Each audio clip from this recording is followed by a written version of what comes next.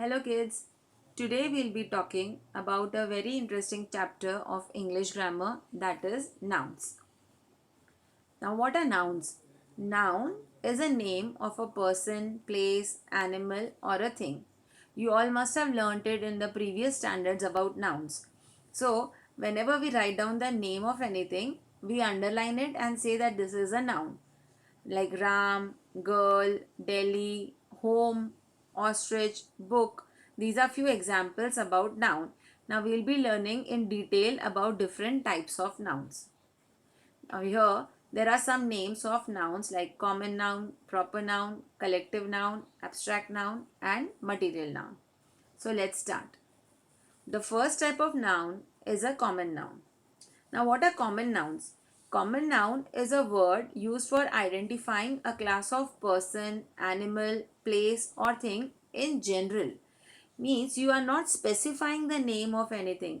You are just telling about a class of people. Like, for example, here a boy. Now, you are not mentioning the name of a boy. That is why it comes in the category of a common noun. Okay, next is postman. Here again, postman is not a name, it is a class of people. So, postman, teacher, all these will come into the category of noun. Now, for example, teacher. If I say she is a good teacher, but I have not given the name of a teacher, so that is why it will come in the common noun. If I would have mentioned the name of a teacher, it would not be a common noun, it would be a proper noun. Clear? Now the second type of noun coming to this is the proper noun. Now a proper noun is the actual name of a person, place, animal or a thing. It will always start with capital letters. So you have to keep in mind whenever you write down any proper noun, it should begin with a capital letter. Here I have given few examples like Ram, Mumbai, SV school, etc. Now because Ram is the actual name of a person, that is why it is written in capital letters and so it is a proper noun. Similarly Mumbai, then the name of a school, that is always written in capital letters. If you write down, suppose you write down Mahalakshmi temple, so that will again be in capital letters because it is the actual name of a person. If I would have just written I go to school daily, here school's name was not mentioned. Now just because I did not mention the name of the school, I can put it into the category of common noun. But in the case if I write I go to SV school daily, which means that I have given the name to the school. That is why the name of the school will be a proper noun. Clear? Third type of noun is a collective noun. A collective noun is used for the collection of people, animals or things. When you denote someone, when you are telling someone in a group collectively, then that type of a noun is called a collective noun. For example, an army of soldiers, a band of musicians, a flock of sheep, a fleet of ships. Such examples where you take some category of people in a group together, that time such nouns are called collective nouns. If I say a class of students, means I'm not talking about one child, I'm not talking about one student, I'm talking about the whole class. So such type of nouns are collective nouns, like a jury of judges. Understood? So these nouns are collective because we are talking about the people in collection, in a group. Next, the fourth type of noun is an abstract noun. Now, abstract noun is something that refers to ideas, expressions, state of being or feelings, which means that abstract nouns cannot be felt, they cannot be touched, they can be felt, means you cannot uh, touch them. Like happiness can only be felt. Similarly sorrow is just a feeling, it is an expression, you cannot touch it. So these nouns are abstract nouns. Like wisdom, poverty. Suppose if I tell the greatest happiness for me is to stay with my parents. Now happiness here will be an abstract noun because it is a feeling. Like Narendra Modi is a man of wisdom. Here Narendra Modi is a man of wisdom. So this wisdom is an abstract noun. You can come to know about his wisdom, but you cannot touch it. You can only feel it. Clear? Similarly, poverty. Poverty is a disastrous condition in India. So poverty is just a state of being. Understood?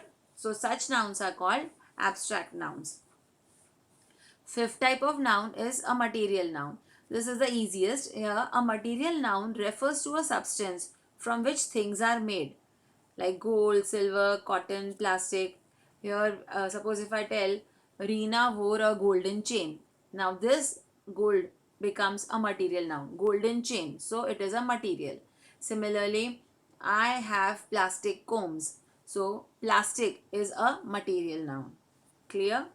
Now, these were the basic 5 types of nouns which we studied now, which was common noun, proper noun, abstract noun, material noun, and collective noun.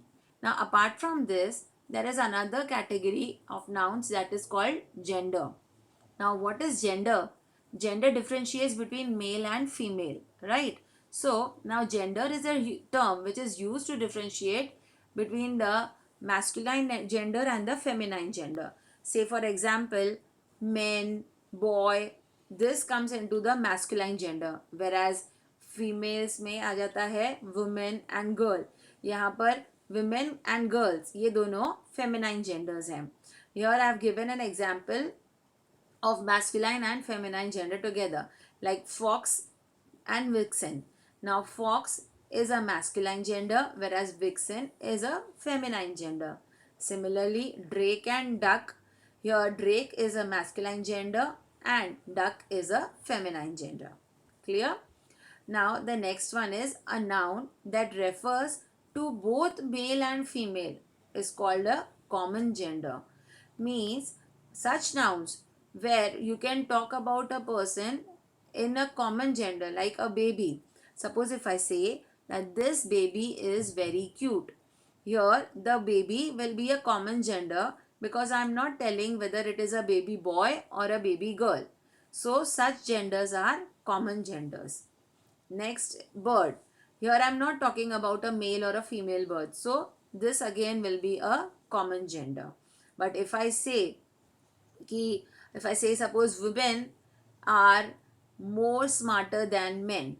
Now here women becomes a feminine gender, men a masculine gender.